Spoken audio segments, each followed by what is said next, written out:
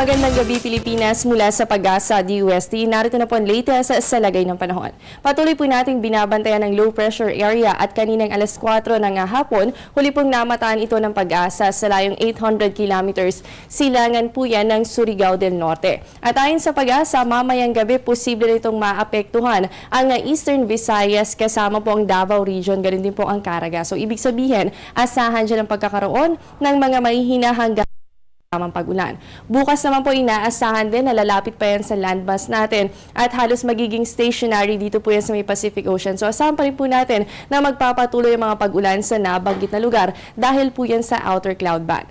Pagsapit naman po ng Thursday and Friday, posible pong tumawid itong low pressure area sa pagitan po yan ng Visayas at Mindanao at inaasahan po na by Saturday yan po ay malulusaw o tuluyan na nga pong magdidissipate. Ayon kay Pag-asa weather forecaster Hiner Kate Longay, mababa lamang ang chance na ma-develop ito sa pagiging epekto po kasi yan ng warm and dry air o yung halos wala po tayong moisture sa ating hangin at ganun din po yung tinatawag natin na malakas na vertical wind shear o yung hangin po sa ating atmosphere na halos hindi po nakakatulong para po sa formation ng naturang low pressure area.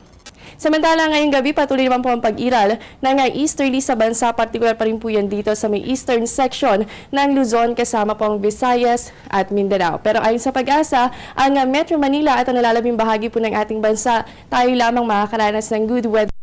Pero posible pa rin ang mga isolated cases of rain showers and thunderstorms. Libo-libong hektarya na po ng pananim sa bansa ang natuyo dulot ng epekto ng dry spell. Kabilang dito ang taniman ng mais, kape, saging at kakao. Apektado na rin po ang industriya ng rubber o yung goma sa bansa. Kaya naman nagdeklara na ng state of calamity ang ilang local government units. Pero paliwanag ng Pag-asa, nasa 42 probinsya ang inaasahang bubuti ang kondisyon. Ayon po yan sa forecast data ng Pag-asa.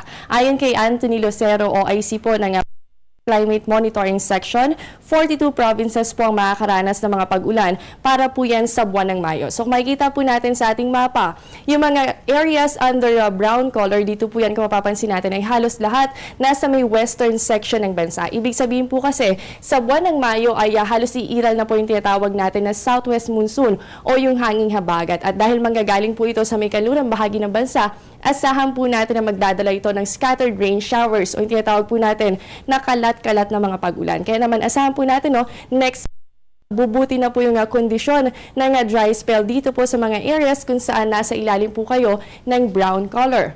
At base rin po sa forecast analysis ng Pag-asa, 4 na probinsya naman ang makakaranas pa ng dry spell sa bansa. Kabilang po dito ang Camarines Norte, Catanduanes, Quezon, kasama rin po ang Romblon. Gaya naman po ng nabanggit natin kanina, inaasahan naman ang unti-unting pagbuti ng kondisyon ng mga taniman sa Abra, Agusan del Norte, Agusan del Sur, Apayao, Basilan, Batanes, Benguet, rin po ang Bohol, Bukidnon, Compostela Valley at ganun din po ang areas pa ng Davao, Davao Oriental, Eastern Samar, Guimaras, Ifugao, kasama rin po ang Ilocos Sur, Kalinga, La Union, Lanao del Norte, Lanao del Sur at Maguindanao. Asahan na rin po ang pagbuti ng kondisyon sa Masbate, Misamis Oriental, Mountain Provinces, Negros Occidental, Negros Oriental, Northern Samar, Nueva Ecija, kasama rin po ang Rizal at Western Samar. Ganun din po sa areas pa ng Sarangani, Siquijor, Sorsogon, South Cotabato, Southern Leyte, Kudarat, Sulu, Surigao del Norte, Surigao del Sur, Talac, Tawi-Tawi at Zamboanga, Sibugay. Habang mataas naman po ang posibilidad na lumala pa ang kondisyon ng dry spell sa Albay, Bataan, Batangas, Biliran, Cavite kasama ang Cebu, Ilocos Norte, Leyte, Misamis Occidental, Pampanga, Zamboanga del Norte at Zamboanga del Sur. At para naman po sa ating astronomical data, bukas sisikat ang araw 5:35 ng umaga at lulubog naman po 12 ng gabi. At yan muna ang latest mula dito sa Pag-asa DUST. Manatiling nakatutok sa Panahon TV kung saan walang pinipiling panahon ang pagbibigay impormasyon. Ako po ang inyong nakasama, ang inyong weather body, Jessie Basco. Magandang gabi sa inyong lahat.